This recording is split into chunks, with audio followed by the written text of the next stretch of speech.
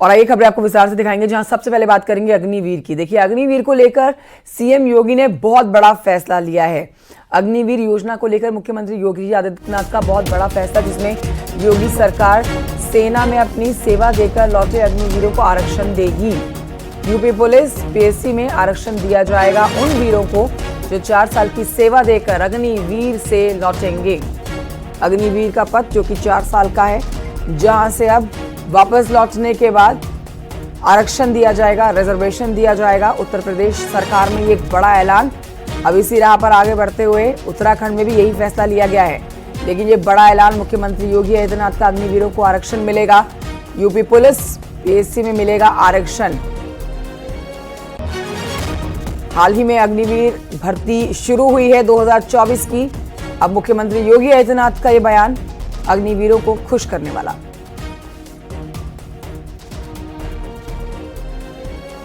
BSF ने, CRPF ने, CISF ने, अन्य तमाम हमारे जो पैरामिलिट्री हैं, उन्होंने भी इस बात की घोषणा की है और उत्तर प्रदेश सरकार ने भी इस बात को कहा है कि अग्निवीर की योजना जैसे आगे बढ़ती है और जब ये अपनी सेवा के बाद वापस आएंगे तो हम उत्तर प्रदेश पुलिस सेवा में, पीएससी में इन नौजवानों को प्राथमिकता के आधार पर समायोजन की एक सुविधा देंगे, वेटेज देंगे। उनके लिए एक निश्चित आरक्षण की सुविधा हम अपनी सेना, अपनी पुलिस में उपलब्ध करवाएंगे। एक ट्रेन मैन पावर हमें मिलेगा, अनुशासित युवा हमें मिलेगा और इसका लाभ राज्य लेने के लिए पूरी तरह हम लोग प्रतिबद्ध होंगे। और ये बड़ी खबर आपको बताते हैं दिल्ली से, बड़ी खबर, जहां पर आज नीति आयोग की बैठक होने जा रही है, जिसमें शामिल होने के लिए मुख्यमंत्री योगी आदित्यनाथ दिल्ली में है मौजूद। नीति आयोग की बैठक में सीएम योगी शामिल होंगे। इस बैठक की अध्यक्षता पीएम मोदी करने वाले हैं। नीति आयोग की ये 9वीं बैठक है।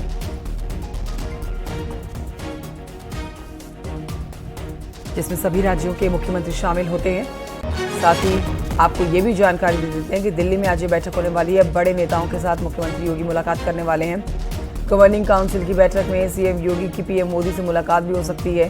बीजेपी के राष्ट्रीय अध्यक्ष जेपी नड्डा और गृह मंत्री अमित शाह भी मुख्यमंत्री योगी आदित्यनाथ से मुलाकात कर सकते हैं। फिलहाल मुलाकात का समय तय नहीं है, लेकिन ये जानकारी मिल रही है कि मुलाकात संभव है।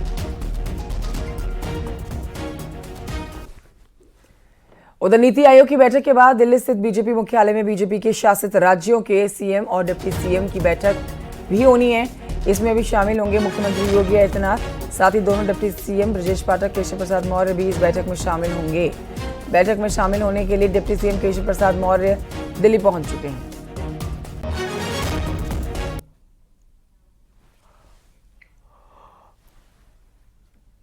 तो आज का दिन बेहद महत्वपूर्ण, नीति आयोग की बैठक, साथ ही कई बैठकें और होने वाली हैं, जहां पर मुख्यमंत्री योगी आदित्यनाथ शिरकत करने वाले हैं। न सिर्फ मुख्यमंत्री इस समय दिल्ली में हैं, बल्कि केशव प्रसाद मौर्य और ब्रजेश पाठक भी। उत्तर प्रदेश के दोनों डिप्टी सीएम दिल्ली में आज मौजूद रहने वाले हैं।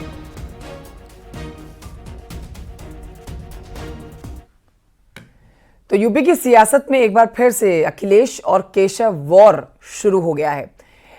एक ओर से वार किया गया तो दूसरी ओर से पलटवार किया जाता है।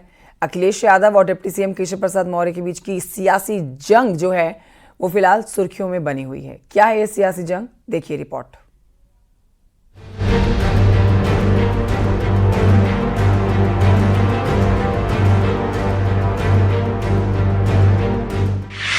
दिल्ली में होने वाली बैठक से पहले सियासी बयानबाजी का दौर शुरू हो गया है। एक ओर से वार हो रहा है तो दूसरी ओर से पलटवार। ये सियासी जंग एसपी अध्यक्ष अखिलेश यादव और यूपी के डिप्टी सीएम केशव प्रसाद मौर्य के बीच हो रही है। अखिलेश यादव ने यूपी के डिप्टी सीएम केशव प्रसाद मौर्य को मोहरा बताया है। अखिलेश ने कहा कि वो दिल्ली के वाईफाई पासवर्ड हैं। वो मोहरा हैं, दिल्ली के वाईफाई के वो पासवर्ड हैं। ये नई तरह की टेक्नोलॉजी, तो टेक्नोलॉजी के हिसाब से बोलना पड़ रहा है। आप समझ गए हो कौन मोहरा है? सुनने में आया कि मौर्य जी मोहरा हैं,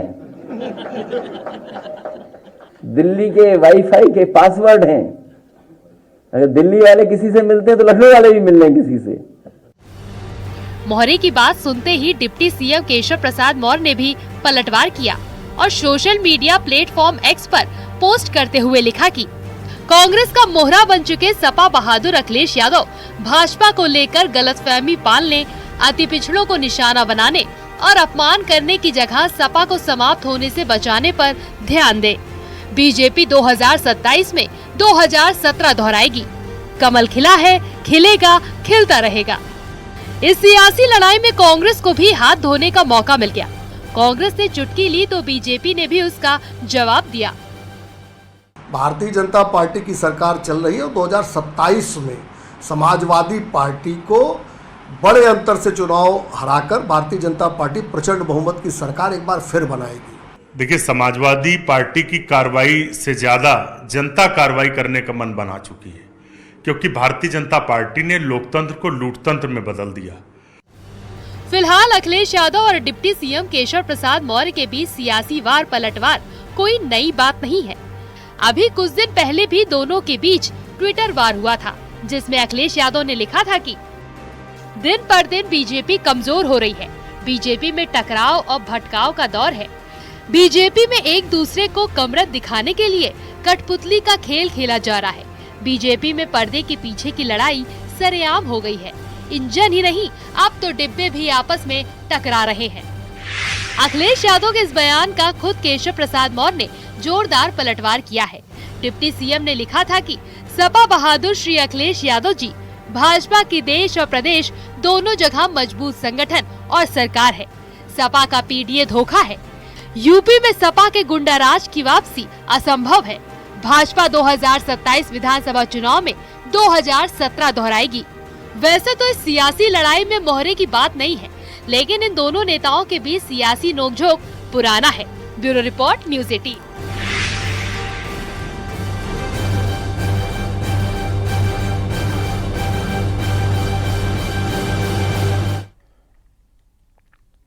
और ये बड़ी खबर आपको दे देते हैं लखनऊ से बड़ी खबर, जहां पर एमपी एमएलए कोर्ट ने एसबी-एसपी विधायक बेदीराम और निषाद पार्टी के विधायक विपुल दुबे पर आरोप तय कर दिए हैं। गैंगस्टर एक्ट में दोनों पर आरोप तय किए गए हैं। डिस्चार्ज अर्जी भी एमपी एमएलए कोर्ट ने खारिज कर दी है। मामले में जल्दी गवाही भी अब शुरू की ली जाएगी। दोनों भी पर रेलवे की ग्रुप डी परीक्षा में सेंधमारी करने का आरोप है। 2006 का मामला, 2006 में पेपर लीक हुआ था। एसटीएफ ने 2006 में दोनों को गिरफ्तार भी किया था। एसटीएफ ने कृष्णनगर कोतवाली में दोनों पर गैंगस्टर एक्ट में मुकदमा दर्ज कराया था।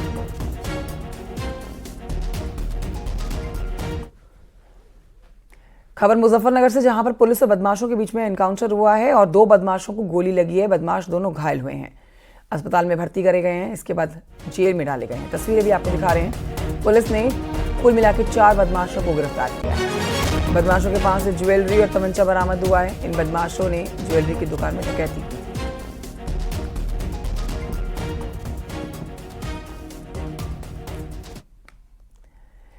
यूट्यूबर एल्विश यादव के खिलाफ वाराणसी में पोस्टर लगाए गए हैं। गंगा के घाटों पर एल्विश यादव को सांपों का सौदागर बताया गया है। पोस्टर लगाए गए हैं। ये देखिए, एक पोस्टर पर जो विवाद छेड़ा है, रेड जोन में जाके जो फोटो खिंचवाई एल्विश यादव ने, जिसके खिलाफ एक वकील ने शिकायत दर्ज कराई। ना सिर्फ वकील ने, बल्कि वहां पर मौजूद लोगों ने भी अपनी आपत्ति दर्ज कराई। ना सिर्फ आम लोग, बल्कि मंदिर प्रशासन के लोगों ने भी, पुजारी ने भी एल्विश यादव के साथ फोटो खिंचाई, जो विवादों में आ गई। अब इसी के बाद देखिए पोस्टर भी लगाए गए हैं। भोलेनाथ को सांप पसंद हैं, सांपों के जहर का सौदागर नहीं। सांपों के जहर के विवाद के मामले में एल्विश यादव को 14 दिन की न्यायिक हिरासत में भी लिया गया था। और अब देखिए उनके खिलाफ जब वो काशी में बाबा के दर्शन करने पहुंचे, एक फोटो को लेकर संग्राम छिड़ा हुआ है। अब फोटो को लेकर शिकायत तो दर्ज कराई ही गई है। यही है वो फोटो जिसको लेकर शिकायत दर्ज कराई गई है, बल्कि अब यहाँ पोस्टर्स भी चर्चा कर दिए गए हैं एल्विश यादव के खिलाफ।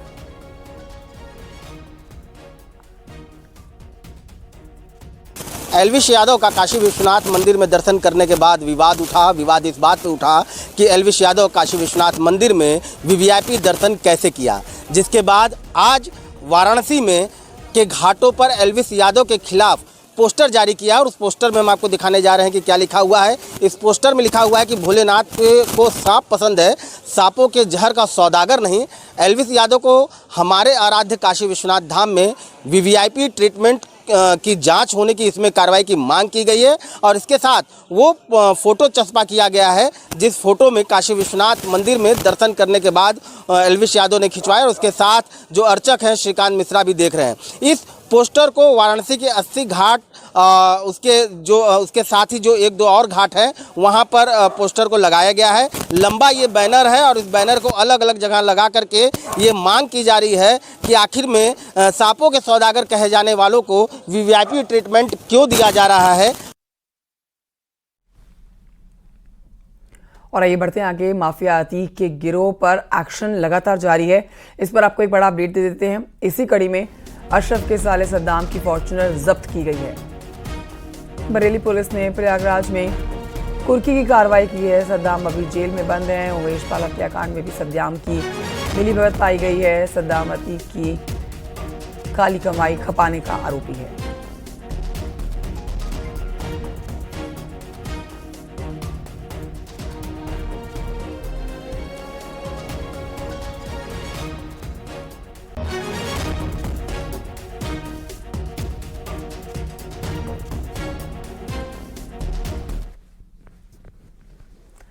अगली खबर गोंडा से है, जहां पर निजी स्कूल में तेंदुए की दस्तक से हड़कंप मच गया। सीसीटीवी कैमरे में तेंदुआ कैद हुआ है। 17 जुलाई को सीसीटीवी कैमरे में तेंदुआ कैद हुआ। ये तस्वीरें भी आप देख रहे हैं सीसीटीवी की। यहां पर पिछले 3 दिनों से स्कूल में जंगली जानवर देखे जाने की जानकारी मिल रही थी। वन विभाग की टीम हरकत में आ गई। 4 टीमों का गठन किया गया है। स्कूल और उसके आसपास इन टीमों को लगाया गया है। डीएफओ पंकज कुमार शुक्ला ने बताया कि मौके पर एक पिंजरा लगा दिया गया है। तेंदुआ मिलने पर स्कूल बंद करा दिया गया है। जब हम उसको लगातार मॉनिटर कर रहे हैं, जब वो आया, जब हमें क्लियर हो गया, तब सब चीजें, ये परसों क्लियर हुआ। अभी आपको सूचना कब दी गई थी? उसके बाद भी आज भी स्कूल नहीं, आज वो कर रहे हैं, हम इसको ट्रैंक्विलाइज करने की कोशिश कर रहे हैं। आज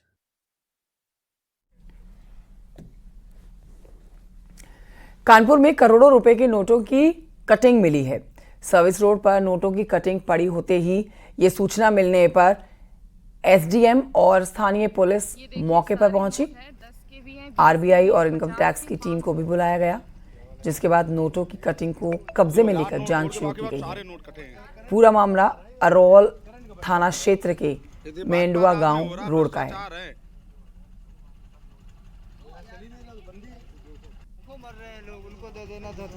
बताओ, करोड़ों रुपए काट के चला गया, क्या फायदा रहा?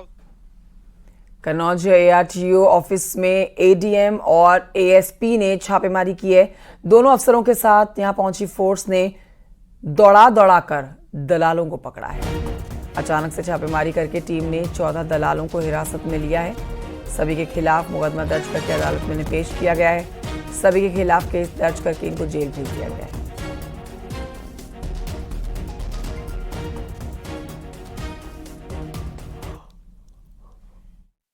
कि एआरटीओ ऑफिस कन्नौज के बाहर कुछ लोगों ने अपनी दुकानें खोल ली हैं और मड़ैया डाल ली हैं और वहाँ पर बैठे रहते हैं। जो भी एआरटीओ ऑफिस में किसी काम से आते हैं लोग, लाइसेंस बनवाने या रिन्यूअल कराने या अपना चालान का भुगतान कराने, तो वो उन्हें धमकाते हैं, कहते हैं कि हमारे माध्यम से ही तुम्हारा काम हो सकता है, नहीं तो तुम्हारा काम नहीं होगा, और इस तरह से उनसे अवैध वसूली करते हैं।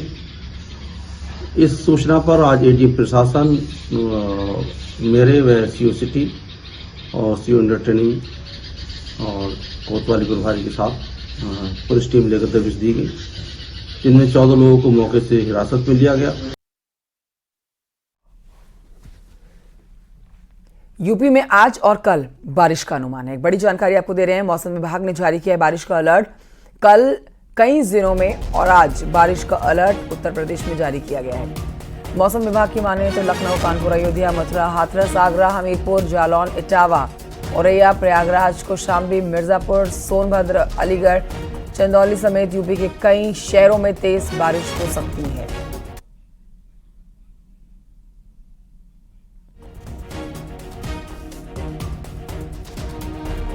तो कई ऐसे जिले जहां पर बारिश होगी, झमाझम बारिश होगी। गर्मी से तो राहत मिलेगी, लेकिन एक बहुत बड़ी समस्या जल भराव की है।